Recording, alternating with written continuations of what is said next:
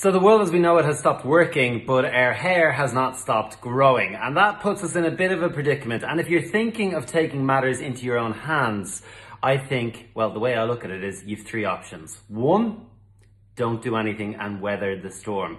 I mean, now is a great opportunity to let your hair grow, give it a bit of a break if you use color, and perhaps an opportunity to try out a new style. And also it means as soon as everything's back open and you can get back along to your hairdresser, it's all there and it can be fixed easily, or you can try something new. Second option is you go with a buzz cut.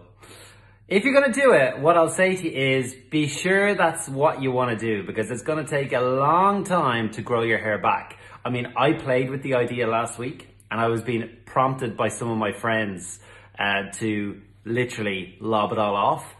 But I know I would enjoy it for a week, and then after a week I would be raging, and it's gonna take so long to grow back. And you go through that awkward fuzzy stage, which if you're in quarantine at home doesn't really matter, but at the same time. The third option, and this is if you're really stuck, and this is one that was recommended to me by my hairdresser, Christian at Brown Sugar.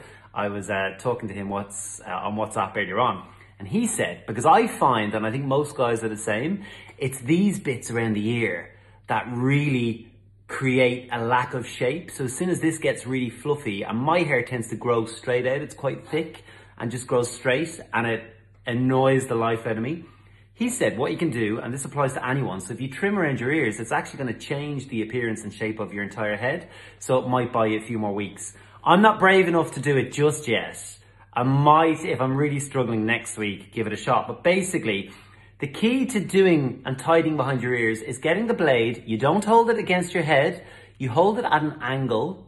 See that there? Can you see that? Let's try it on this side. Can you see that angle? It's basically like a 45-degree angle.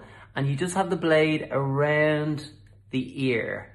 And you're just doing the little bit around the ear. And basically that'll tidy up the sides for you. Obviously, it's not as good as an actual full haircut, but it might tide you over in the time being. What I'm gonna do is before I resort to cutting it, I'm gonna play around with maybe using different products, maybe styling it in a wet look, see how that works for me. But whatever you do, you want to avoid the bowl haircuts and the DIY jobs that we all had as kids, because they're disastrous. And actually, a friend of mine, who'll remain nameless, but I know he'll be watching this, sent me a picture of the haircut that his brother had given him the other day. Well, honestly, I could not stop laughing because it's a disaster. But you know what? It'll grow back in time. It's only hair. The other thing I'll say to you is calm down. It's okay if your hair's not great for the next few weeks. People will understand. But at the same time, I also understand that it's, you know, our appearance is a way that we can kind of control what we present to the world. That's my tuppence worth. Let me know what you're going to be doing with your hair, and whatever you do, be safe, people.